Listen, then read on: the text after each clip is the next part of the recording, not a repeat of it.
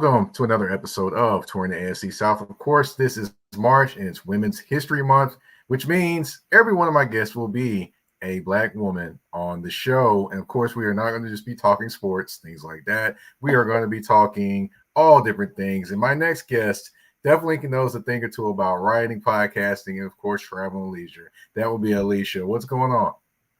Hi, yes, I want to know a little about that. Thanks so much for having me. I'm just excited to be in this space and to talk about all the things I love to talk about for Women's History Month. So, yay. Cool. Glad to have you on. Of course, we're going to get into all those different things and also get into talking about you and kind of how you became who you are. But first, I do want to talk about the Black Girl Magic moment for Women's History Month. And that moment today is going to be talking about Jemele Hill. Now, Jemele Hill, everyone knows her from His and Hers on Sports Center, ESPN, the podcast there. And then it became such huge thing. And it also took them over to a TV show, to hosting Sports Center. Of course, that didn't last the entire time. And of course, for different reasons, they aren't there anymore. Them being Michael Smith and Jemele Hill. But Jemele Hill found another lane, which is the Jemele Hill is Unbothered podcast, which I can say inspired or, kind of inspired some of what I do now. Some of the things I do, some of that I talk about, some of the ways and mannerisms I have are definitely because of that podcast. Just listening to it, the way she kind of carries an interview, the way things flow so smoothly, some of that can definitely be attributed to Jemele Hill and the things that she continued to show over and over and over again on her podcast. And for that, I have to thank her for that bit of Black girl magic that she, kind of put on that podcast and showed so that, I could pick up some things, I could learn some things, and I could grow in my podcast journey. I just wanted to take this time to publicly thank her for all the great and wonderful things that she did with that podcast. I know it's not, currently live right now, but hey, I will say I greatly appreciate it, and I hope it does come back pretty soon. But, it isn't around right now, but I hope it comes back pretty soon. Lieshia, did you have anything you wanted to add in regards to Jemele? Well, no, but I want to say thank you for giving Black women their flowers. I love that. But no, I do know that she is, was a podcaster and stuff like that. But that's great because we all get inspiration from different people. So, it's really great to see people who look like you that are in those spaces in the industry. So you can kind of just like know or be like, oh, okay, this might be able to be navigated a little easier, or just trying to figure out how they're doing it. And so that definitely is a way that I feel like we are even able to kind of grow and move as a unit, women, Black people, whatever. So that's all I have to add. Hey, a plan always comes together when a Black woman is around. That's all I can say. Okay. But what we're going to do is we're going to move on forward to finding out more about you. We're going to get into, of course, what all you do. But first, we got to find out the origins. We got to figure out about little Lieshia, not Lieshia now. So got to find out, where did you actually grow up? So that's kind of a complicated question, but I am a military child. So I grew up moving around a lot. But the main places that I can really remember is New York, Iowa, and then Kentucky. I was in Iowa for 8 or 9 years. And then I moved to Kentucky, and that's where I did high school and college. So, okay, yeah, mainly so Iowa. Iowa. Yeah. What part of Iowa, if you don't mind me asking, and how was that? I mean, it was Davenport, Iowa. I don't know, because I didn't really know anything besides that. So, yeah, I was just there for elementary, middle school. And so it was just a place because like I said, my dad was in the military. So my dad traveled a lot and moved around a lot. So my mom's family was there and my dad got stationed there. So I don't really know how to be like, what was it like? What wasn't like, it's not country to me. It's definitely city. But definitely there was cornfields there. But By the time I left, like the cornfields wasn't really there as much. People are always like, "Oh, is there black people there?" Yes, there's a lot of black people there. Like a lot of people actually moved from Mississippi up there, just up that river or whatever. So there's a lot of black people there.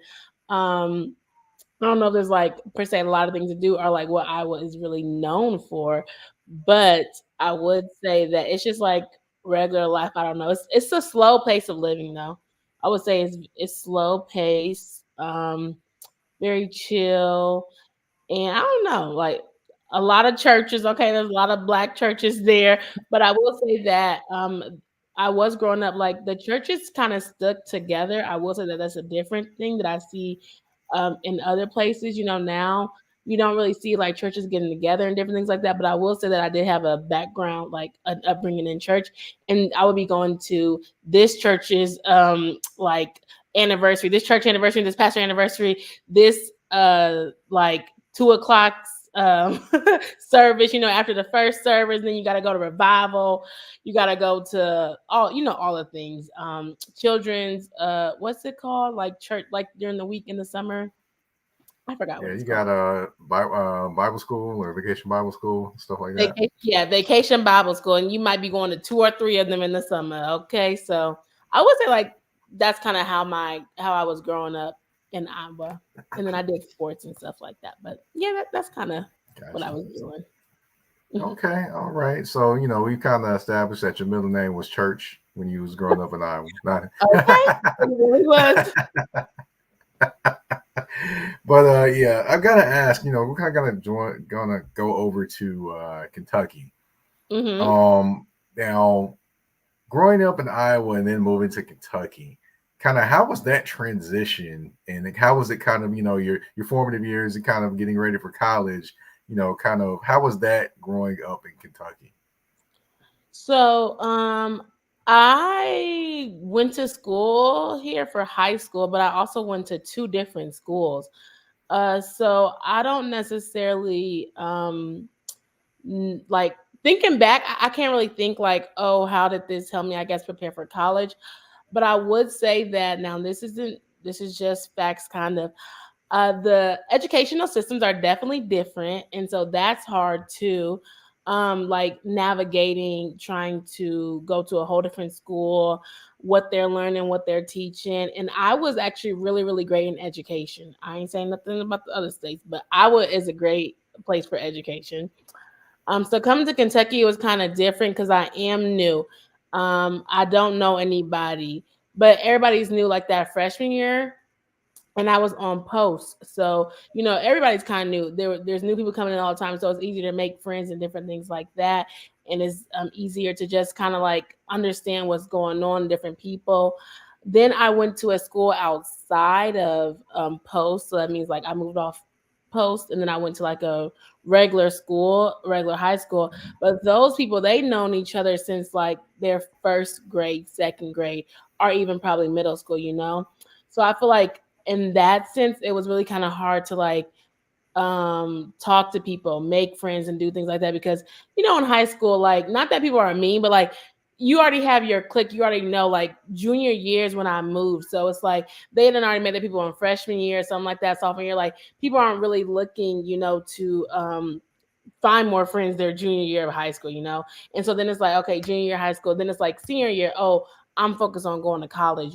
So I feel like those I guess looking back it could have been tough. I don't think going through it I was like any tough times or something like that. I guess I was just trying to be like, I'm gonna figure it out, I'm gonna go to school, and I'm just gonna kind of navigate it that way.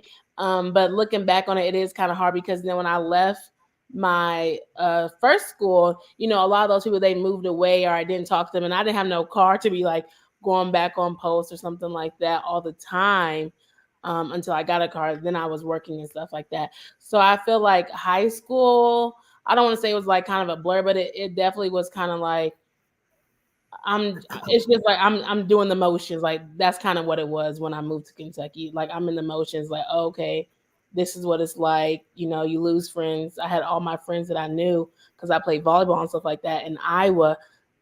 And it's hard to keep up with them. Yeah, you have phones, but it's not like seeing somebody every day, talking to them, hanging out, and like building those relationships. Right, right. Also want to ask as well. Um, we all have our one dream or original dream of what we wanted to be growing up. What did you originally want to be growing up? So as far as back as I can think about it, I probably would say like a judge or a lawyer, but that's because I watched a lot of Tyler Perry movies and plays. But also, I watched a lot of Divorce Court. That's what it was. I watched Divorce Court with my mom all the time. Like I watched Judge Mathis, Judge Maybelline. Like I watched all of those. I was like, okay, I want to be a judge. But actually, I do remember even a little far back. Like I used to watch the Winfrey show with my grandma when I got off of school. Like when I got out of school. And so I really do think like I probably really wanted to be a talk show host. Like when I was younger. Just because like having that, I was like, oh, a black woman's on TV, she's talking and stuff like that, and I was very outspoken and stuff. So I probably would say that I've always kind of wanted to be a talk show host. I just like never knew how I could even become a talk show host, you know? And so those that probably was like my like dream career when I was younger. All right, and of course, you do a lot of writing and, of course, podcasts now. So, I've got to ask, when did your interest in that actually begin? So writing, I actually started writing like when I was in middle school and elementary. So I am the youngest and I'm the only girl. So I started writing just because like that's something fun I didn't do. So when I got done, when I moved from my first high school to my second high school, I didn't do any sports anymore. I kind of just worked or whatever. So I kind of had more free time. So I just would like write stories and stuff like that. You know, you grow up like doing school and stuff. And I liked writing. I like language arts. I used to read a lot and stuff like that. So that's kind of how I got into writing. Just writing short stories and different things like that. And just like it's like your imagination. Like, what can I imagine of having siblings or like sisters? You know, what would it be like if I could just create my own world? So that's kind of how I got into that. But then, of course, I graduated, went to college, and I didn't have time to write anymore. So that's like always been in my pocket. But then when I went to school, I talk a lot. I talk to people. I meet people, stuff like that. People are like, oh, you should be a communications major and stuff like that. I was like, no, I don't want to be on no news. I didn't want to do news, and I didn't want to do whatever else they had in my school at the time. I forgot. So in grad school, my friend actually told me about a podcast. So that's kind of how I heard about it in like 2017. I took a break from social media because social media is a lot when you're in school and everything like that. And so then I started listening to podcasts. So it was actually Therapy for a Black Girl, and then I think Getting Grown. And I was like, oh, this is interesting. Like people are talking about their lives and stuff like that.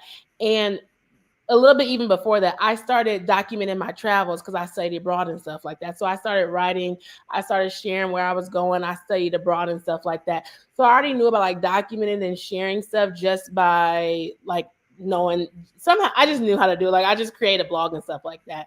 And so I was like, oh, that's cool. I could start my own podcast and talk about what I'm going through now. And so then when I thought about that, then that's kind of how I kind of got into podcasting in the trajectory. And my friend's like, oh, that's media. That's media. And I'm like, oh, what really?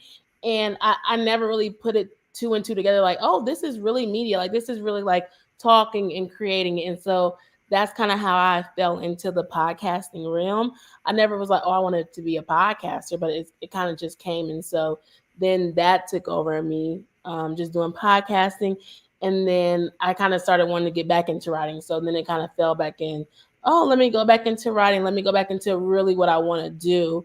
And I will say that on one hand, I kind of did know I wanted to like be a talk show host, and writing stuff like that. But also, that's not guaranteed money. So when you go to college, it's like go to college to get a job to get this. So in my mind, I always knew that like this would be my backup plan. So I went like the route of like go get my education, go get a job just in case, because you just never know what about that industry if like you're gonna have a job and stuff like that. And somehow I knew, like I can't even really know how I knew, like how some people like, yeah, it was just God. Like somehow I knew that like you might not always have a job with acting, maybe because I knew like the season was over, so you wasn't always working or something like that. So I was like, let me work on just like what I know I can get paid from, and then work on my dream. Um, I mean, just work on it and just see if I can ever make my dreams come true. So Okay. All right. All right. Well, we're going to find out more about your podcast and more about, of course, your writing and things like that. But first, of course, we got to pay these bills. And that means a commercial break on Touring the AFC South Women's History Month edition with Lieshia. We'll be right back. A shift. A shift is something that happens and changes the dynamics. And that's what happened when Garrett Logistics was born. After 10 years as a sales pro in the logistics world of sporting goods, John Garrett decided to pivot to the world of freight and start a brokerage. So you're saying to yourself, why trust Garrett Logistics? Well, Garrett Logistics helps shippers improve overall workflow, along with increased on-time pickup and delivery percentages. Last-minute loads, multi-drop pickups, and more are part of the services with Garrett Logistics. They're available Monday through Friday, 7 a.m. to 6 p.m., and Saturday, 8 a.m. to 12 p.m., all times Central Standard Time. So give them a ring at 615-400-8484. That's 615-400-8484, or you can email them at john@garrettlogistics.co or visit their website at garrettlogistics.co. Garrett Logistics, where the motto is, it's not just freight to us, it's your business.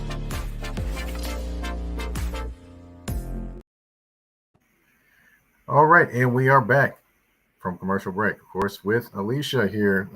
Now, going into break, we were talking about your podcast and how you got into that. Can you tell everyone the name of your podcast? Yes. So the first podcast that I started is called Millennial Thoughts Podcast.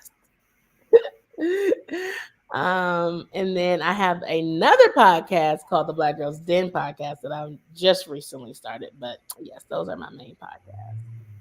Okay. All right. All right. So kind of how did those come about in terms of the names and the kind of the direction? So Millennial Thoughts came by because, as I was saying, when I was in grad school, I was listening to people talk about different things. And I'm a millennial, like by nature. I don't like that's what I'm saying. Like thinking of the name and stuff like that, I thought about thoughts. So I was like, oh, thoughts. Like these are my thoughts. These are what I want to talk about. And I'm like, what did everybody talk about? They always like millennials think this, millennials think that. And so I was like, well, I'm just going to use that. Like that's my generation. These are my thoughts. I'm a millennial. Let's talk about it. So that's kind of how Millennial Thoughts came about. And so it's just about life and society, culture, talking about everything that we weren't taught. So in grad school, it's like, okay, yeah, you're going to get a job, you're going to get this, but they don't tell you that you got a network. They don't tell you about your resume. They don't tell you about student loans. Like, so this was like kind of me, I would say, giving back or sharing, and whoever wants to listen to it, so they know what they can do to help prepare themselves, to be better and not in my situation. Mm-hmm. So that's how Millennial Thoughts came about. Okay. All right. Mm-hmm. And what was the other one? Can you give me the name of the other one? It's called the Black Girls Den podcast. This is a new podcast. And this came out because now that I feel like I'm a little more grown, Millennial Thoughts is cool, but this podcast is kind of all about womanhood. So you think about it, it's like Black women, it's all these different things. So this is kind of intersection about Black women and talking about how we are navigating. So many times we'd be like, oh, you're not married, you're single, like, oh, you should be doing this, you should be doing that, and stuff like that. And so I think sometimes we do get bad reps, the Black women who are single, educated, that don't have any kids, but it's like society is telling you to settle down, have kids, or like, why aren't you married, so you kind of get a bad rep. But like, this is a space for us to really talk and share our thoughts and like what we're feeling and how we are navigating this life, being educated, having the career, and trying to still work to what we want, but also kind of to like show how we got to where we were as well. Okay. All right. All right. And you did mention about traveling abroad and different things like that. So I'm very interested. Where are some of the places you've been? So I've been to a lot of places, like 14 countries, but the first place I've been out of country was to Korea. That's my first time. That was in middle school. And I went to visit my dad. Then the second place I actually studied abroad was Paris, France. I went there for a week in high school. And then I studied abroad in Trinidad and Tobago. And then I studied abroad in Panama, Panama City, Panama. So those are where I studied abroad at. Some other places I went to, I just came from Ghana, so I actually got to go to the motherland. That was really cool. I've been to Jamaica. I've been to a whole bunch of Caribbean islands, and yeah, mainly the Caribbean. I'm trying to think of somewhere else that I've been. Oh yeah, I said the other one. So yeah, Jamaica, Yeah. Bahamas. I've been to Turks and Caicos, Puerto Rico. Yeah, Okay. trying to think of some other ones. So yeah, a lot of that one, a lot of the Caribbean.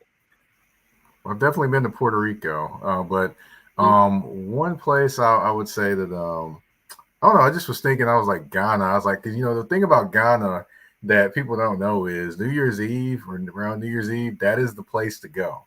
Nobody really talks about it as much, but that's definitely on the board of places to go when it comes to New Year's Eve because it's a full on out party, fun time, and Mhm. I would definitely love to experience that one day. So, just traveling, yeah, definitely. I've kind of picked that up over the last decade, I would say. Um, Yes, about Ghana. Now, I will say they go to church before they party, so you're gonna be out a oh, long okay, time. Are they party the next day after New Year's? So it's a whole bunch of celebrations. And so, slight plug, if you want to check it out on my channel, Lieshia's Lifestyle, I have a Ghana vlog and I have like kind of what I did for 9 days I was there. But there's all these different things happening. So there's Afrofuture, that's like a festival and stuff like that. You can go to different cities. I went to 3 different cities: Cape Coast, Kumasi, and Accra, which you fly into. But the night of New Year's Eve, like they do go to church and they party after. But I do know that we didn't really get to party that much, and then they party the next day, and so that's kind of like that's like the actual first into the second. You know what I'm saying? So just want people to know that when they go over there or whenever they make it to Ghana. okay. Well, that's definitely noted. I kept wondering when I would see the different videos and things like that. People would be partying on the first, and then people would be partying on the second. I was kind of thrown off, but now it makes perfect Hmm. sense as to Hmm. why. Now, of course, we want to get into your writing. You talked about short stories, things like that, but I believe you do a little screenwriting or are attempting to do some of that as well. Yes, I am doing some screenwriting, playwriting. Hmm. Yes. Okay, so how did you kind of your interest grow into doing that? So, well, I grew up in the church, so they do plays and stuff like that. So I knew about plays, church plays and stuff like that. And like I said, I did watch a lot of Tyler Perry plays, love his plays. People do talk about him, but that's another story. Just the So wigs, the wigs. You the got to fix the wigs, yeah, wigs. yeah, they talk about the wigs and everything. And my dad's in plays now and stuff like that. So I kind of know about plays and writing. And so but going off of what I said about grad school, like being a millennial, trying to figure out navigate, I'm like, this is honestly a story. Like, this is a story. This is like my life. And so, like, speaking about it is cool, but also writing about it. And so, something I just seen actually, it was like Issa Rae. I don't know if she was like partnering with ABFF, and they was like, sending a script or something like that. And so, like I said, my dad was in play, so he knew this guy that wrote a play, and so he just had me talk to him. He told me about like what type of like not it's not a format, but what type of software to use to write a play. And so then I just kind of did some research in that, and then I took a master class because I'm like, this could be a story. Like I always said that I wanted to write. I didn't know how I want to write. I know books are kind of like they're out there, but they're not out there. But people are taking in more content, TV and stuff like that. So that's really how I kind of got into writing, and I just started writing. I took a Shonda Rhimes class. I've taken more classes now, writing classes and stuff like that. And so it kind of just grew over time because I feel like I have stories that I want to tell, and I feel like writing is the best way to put it out there and sharing it. And so that is kind of how I'm doing it. And I have a short film that's almost written, like almost done, but I'm working on a play right now. And then of course I have like TV series ideas and like show ideas that I want to do in the future. But right now I'm just trying to take it a step at a time and try to, figure out which route I'm gonna be able to be more successful in. Um, and yeah, and what I'm thinking of, because it's like earlier I did say I do want to be a talk show host, but like, there's not no one way to be a talk show host. Like Jennifer Hudson is a talk show host, you know what I'm saying? Kelly Clarkson, like there's different talk show hosts like within it. And so it's like now I'm like, okay, what can I do? What can set me apart? But also what can I do? But I can also get to that space. And so I think that is kind of something that I'm thinking out loud as well too. It's like, okay, if I could be known for something, I could become a talk show host, instead of trying to do the trajectory of becoming a talk show host and however the heck that works. Like nowadays you got to be known for something, you got to be able to create something and put it out there and like kind of build your own fan base. Right. So, as far as if you could put a number on it, about how many would you say you've kind of written so far in terms of plays, or maybe screenwriting, things like that? Well, I haven't written a play yet, okay, but I've Mhm. written me and my writing partner, we did a short film. I've written like a web series. I've started a web series, like 2 web series, and I've started a romantic comedy, which is a feature film. So I would say like 4 or 5 Okay, simultaneous. all right. Well, I've Yeah. written a few things as well, but I really haven't dove into those. Not very many know that, but yeah, I Yeah. actually do have a few short story series that I've written, like maybe Hmm. like 20 pieces altogether in terms of like one piece of a whole short story series. So yeah, I've done Oh. all those type of different things. So yeah, I've written some pretty interesting things. It's like my writing alter ego, J. Michael. Hmm. That's my writing alter ego. So Okay, yeah. yeah, I feel it. I also wrote a poetry book, but I think that was like during COVID.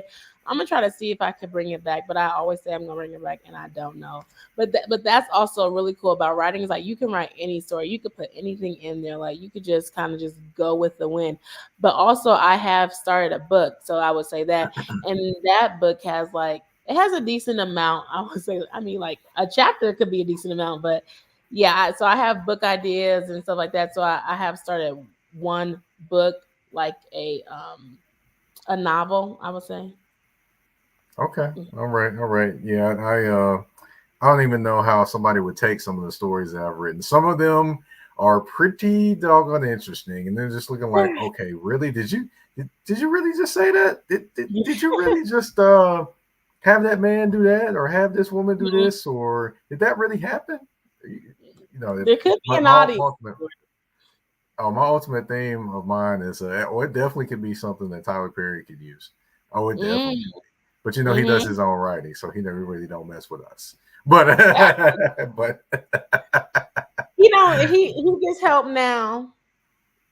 well, he says he does, but I don't know. I don't know. You But yeah, just wanted to kind of ask as well. You did say that watching the plays at church, things like that, kind of inspired you or kind of um got you in this direction. But is there any one particular person that inspired you to do these different things?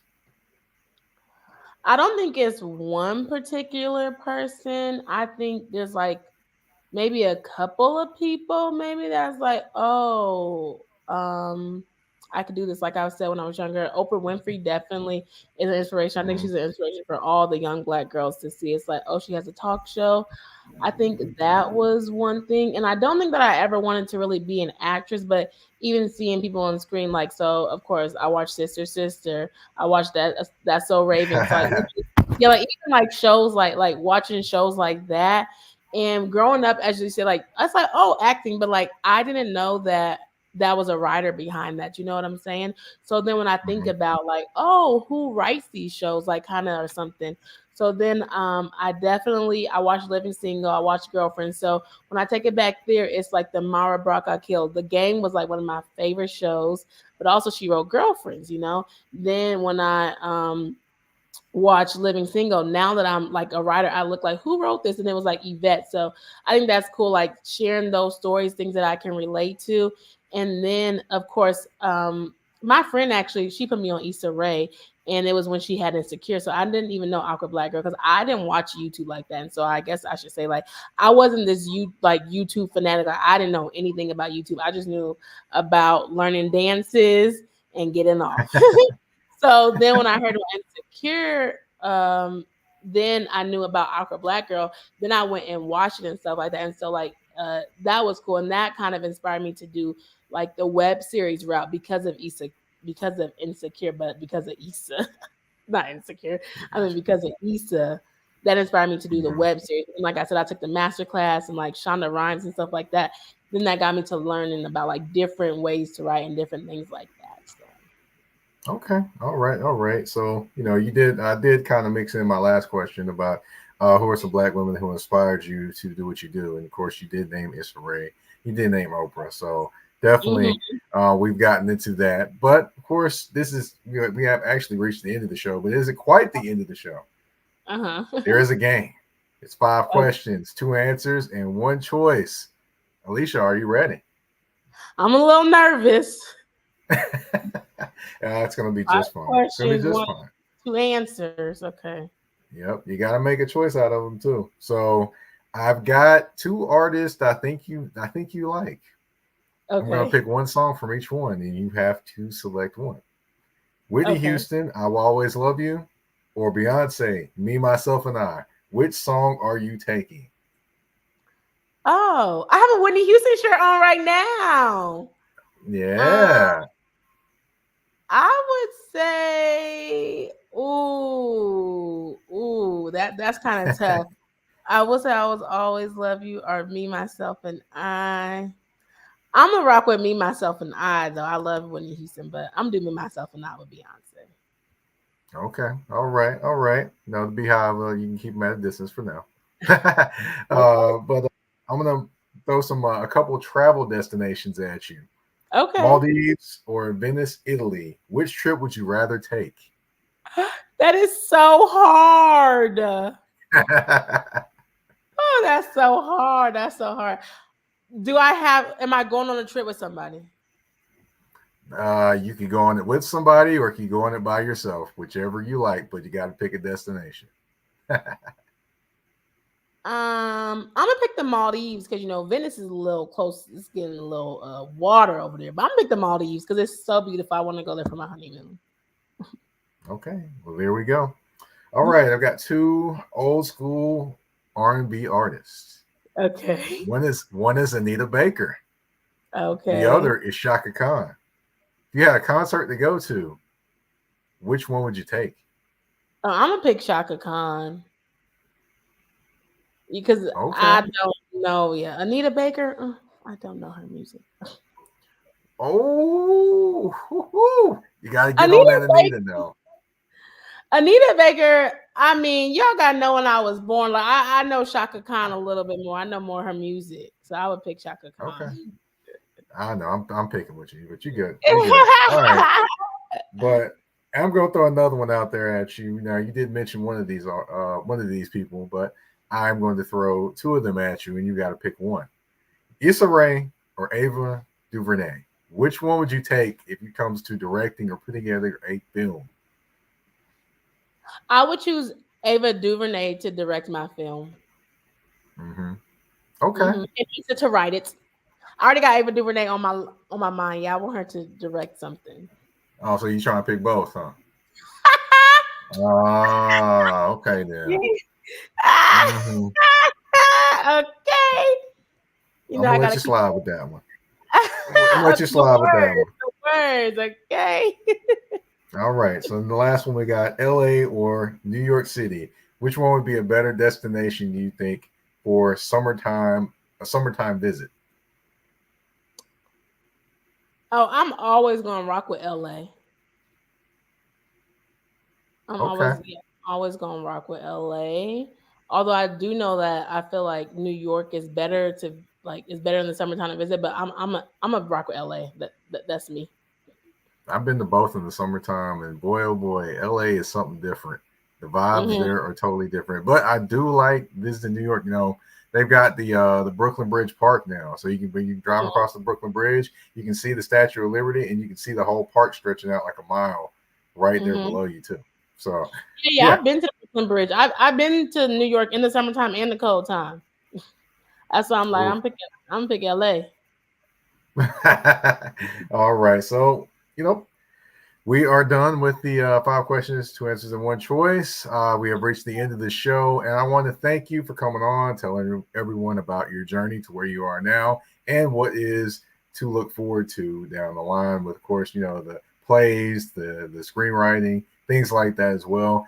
I want to kind of give you the floor to tell everyone where they can find you on social media and what all things you would like to tell everyone that you're working on. Okay, well, thank you so much for having me. I really appreciate it. I do love the game, though. I was a little nervous, but the game was fun. Got to pick choices out here. So yeah, that was cool. So a lot is going on. One thing I really didn't mention, if you are a travel lover, I do have a travel podcast, but it's kind of under construction. But it's called Bon Voyage the podcast, and that just means well wishes on your trip.